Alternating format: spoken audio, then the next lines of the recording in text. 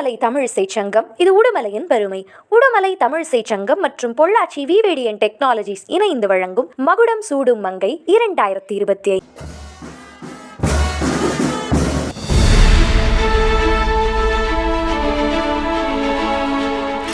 வாழ்நாள் சாதனையாளர் விருதினை பெற்றுக்கொள்ள அட்வொகேட் UM சூரியகுமாரி அவர்களை அன்புடன் மேடைக்கு அழைக்கிறோம்.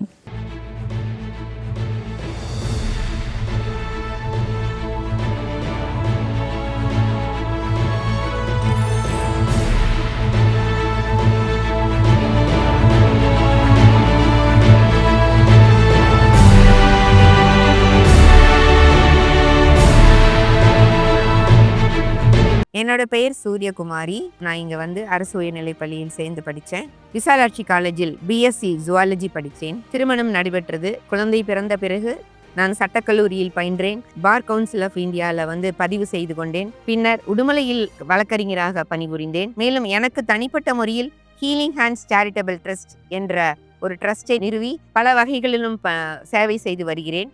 ரோட்டரி சங்கத்தின் மூலம் இன்டர்நேஷனல் கிராண்ட் வாங்கி இப்பொழுது கௌசிகா நதியை கடந்த 6 கிலோமீட்டருக்கு தூர்வாரி மிகவும் சிறப்பான முறையில் அதை பயன்பாட்டு கொண்டு வந்திருக்கிறோம் என்பதில் கௌசிகா நீர்க்கரங்கள் சார்பாக நான் மிகவும் பெருமை கொள்கிறேன். உடல் தானம் பற்றி நான் ஒரு விழிப்புணர்வு ஏற்படுத்த விரும்புகிறேன்.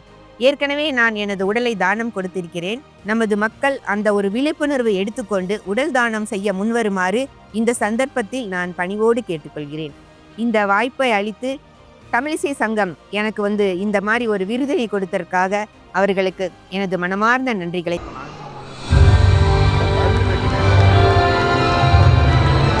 Audience. Yeah. So the award will be presented by Ms. Rukmini ma'am and Nandini ma'am. எல்லாருக்கும் பசிக்க ஆரம்பிச்சிருச்சா? சவுண்டு கொஞ்சம் கம்மியாகிடுச்சு. நான் தான் சொன்னேன் இல்லையா, அவங்க எல்லாருக்கும் வரம் தரேன், பத்தாத்து சொன்னேன், எல்லாமே கிடைக்கும் அப்படின்னு சொல்லி. இவ்வளோ சொல்லியுமே எனர்ஜி கம்மியாக இருந்ததுன்னா என்ன பண்ண முடியும்? ஸோ உங்களுக்கு இங்கேருந்து நான் எனர்ஜி தரேன். எனக்கு எனர்ஜி ஆடியன்ஸ் தான் கொடுத்தாங்க. ஸோ நீங்கள் எவ்வளோ கை கட்டுறீங்களோ அதுதான். உங்கள் ஊர் பெண்கள் இந்த அவார்டு வாங்குறாங்க. ஸோ உங்கள் ஊர் பெண்கள் அவார்டு வாங்குறப்போ உங்கள் வீட்டு பெண்களாக நீங்கள் கன்சிடர் பண்ணி என்கரேஜ் பண்ணுவீங்க நம்புகிறேன். மைக்கு கொடுக்கும்போதே தேங்க்யூ மட்டும் சொல்லுங்கன்னு சொல்கிறாங்க. ஆனால் ஒரு செய்தியை நான் உங்கள்கிட்ட கண்டிப்பாக பகிர்ந்துக்கணும். தயவு செஞ்சு மன்னிச்சுக்கோங்க, இப்படி ஒரு மேடை எனக்கு கிடைக்காது.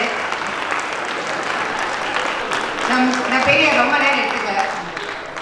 வேல்பாரிங்கிற ஒரு புத்தகம் நமது மதுரை MP அவர்கள் எழுதிய புத்தகம், சாகித்ய அகாடமி பரிசு பெற்ற புத்தகம்.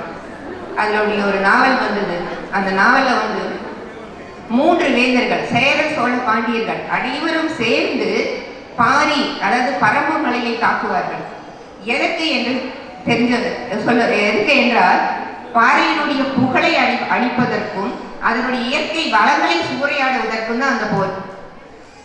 அத இயற்கை வளங்களை சூறையாடுவதற்கான ஒரு போர் அப்படிங்கிறப்போ அது எவ்வளவு பெரிய விஷயமா இருந்திருக்கும். 3 பேரரசர்கள், அவர்களுடைய யானைப்படை, குதிரைப்படை, காலாட்படை, இன்னும் எத்தனையோ, அத்தனையும் பரம்புமலையை சேர்ந்த பாரியின் கீழ் ஒரு சின்ன படை துவம்சம் பண்ணிடும். எதுக்காக? இயற்கை மேல அவர்கள் இருந்த காதல். அவர்களுக்கு தங்களுடைய இயற்கை வளங்களை சூறையாடுவதை அனுமதிக்கவே முடியவில்லை. அதை அன்போடும் அறத்தோடும் பண்போடும் சேர்ந்து அது ஒரு மிகப்பெரிய சாதனையாக அத்தனை 3 மன்னர்களையும் தோற்கடித்தார்கள். இதிலிருந்து நான் ஒரு 2 செய்திகளை மட்டும் உங்களோட பகிர்ந்து கொள்ள விரும்புகிறேன். ஒரு செய்தி நமக்கு முன்னாடி எத்தனையோ போராட்டங்கள் வரும், சவால்கள் வரும். நம்ம ஒரு விஷயத்தை எடுத்துக்கிட்டோம்னா அதை நோக்கி முன்னேறி கொண்டே இருக்கணும். அதற்கு நம்மிடையே ஒரு தனித்துவம் இருக்கும். அதை நம்ம கண்டிப்பாக பயன்படுத்தி கொள்ளணும். இன்னொன்று என்னன்னா, இயற்கை. இந்த இயற்கை நம்மளுக்கு கொட்டி கொடுத்திருக்கு செல்வங்களை. தயவு செய்து நமது பேராசையால் நம்ம நிறைய இழந்துட்டோம். அது நமக்கு உணர்த்தியதும் இயற்கை தான். உங்களுக்கு எல்லாம் ஞாபகம் இருக்கும், கொரோனாங்கிற ஒரு விஷயம் நடந்துச்சு. அப்போ இயற்கை எவ்வளவு தன்னை புதுப்பிச்சுக்கிறது இல்லைங்களா? இப்போ மறுபடியும் நம்ம இருக்கிற வளங்களை காப்போம், இயற்கையை காப்போம். எங்களோட ஒரு விஷயம் நான் இன்னும் கொஞ்சம் அழுத்தமாக சொல்ல விரும்புகிறேன். நீர்நிலைகளை தயவு செய்து காப்பாற்றுங்கள். ஒவ்வொரு மகளிர் இத்தனை பேர் இருக்கீங்க, உங்களுடைய குழந்தைகளுக்கு நீர் எப்படி பயன்படுத்தணும், நீருடைய முக்கியத்துவத்தை தயவு செய்து சொல்லிக் கொடுங்கள். அதே போல் நெகிழி, பிளாஸ்டிக், அதுதான் நம்முடைய மிகப்பெரிய எதிரி. அதையும் பயன்பாட்டிலிருந்து முற்றிலும் அளிப்பதற்கு அவர்களுக்கு தயவு செய்து உங்களது இல்லங்களில் இருந்து இந்த பயிற்சியை கொடுங்கள் என்று கேட்டுக்கொள்வதோடு, இன்னொரு சின்ன விஷயம், பல இடங்களில் பல அவார்டுகள் வாங்கலாம். இப்போ நம்ம எங்காவது வெளிநாட்டுக்கோ மாநிலத்துக்கோ போயிருந்தா கூட எங்கேயாவது ஒரு தமிழ் சொல்லி கேட்டதுன்னா ஒரு சந்தோஷம், நமக்குள்ள ஒரு பொங்கு. அப்படியே அது மாதிரி தான் எனக்கு இந்த அவார்டு. நான் பிறந்த மண், நான் வளர்ந்த மண், என்னை வளர்ப்பித்த கல்லூரி, எனக்கு பாடம் சொல்லி கொடுத்த ஆசிரியர்கள், இவை எல்லாவற்றுக்கும் மேலாக ஒரு பிறந்த மண்ணில் இந்த அவார்டு பெறுவதை நான் மிக பெருமையாக கருதுகிறேன். இது ஒரு முக்கியமான விஷயம், நான் நீங்க கண்டிப்பா பகிர்ந்து கொள்ளணும். கௌசிகா நதி என்ற காணாமல் போன நதியை உருவாக்குவதற்காக 30 ஆண்டுகள் போராடிய எங்களது வாழ்நாள் மென்டர் திரு செல்வராஜ் வாகராமலையை சேர்ந்தவர்கள், அவரோடு இணைந்து பணியாற்றி கொண்டிருக்கிறேன். இந்த விருது எங்கள் கௌசிகா நதி குழுவுக்கு சேர்ந்தது. ஒருத்தியாக நான் இதை ஏற்றுக்கொள்வதில் என மனம் ஒப்பவில்லை. ஏனென்றால் ஒரு குழு எப்படி பயணிக்க வேண்டும், அன்போடும் மரத்தோடும் பயணித்து அதை மெய்ப்பிக்க வேண்டும் என்பதில் எங்களுடைய குழு எங்களுக்கு மிகவும் உறுதியாக இருக்கிறது. இதில் எனக்கு மிக்க மகிழ்ச்சி.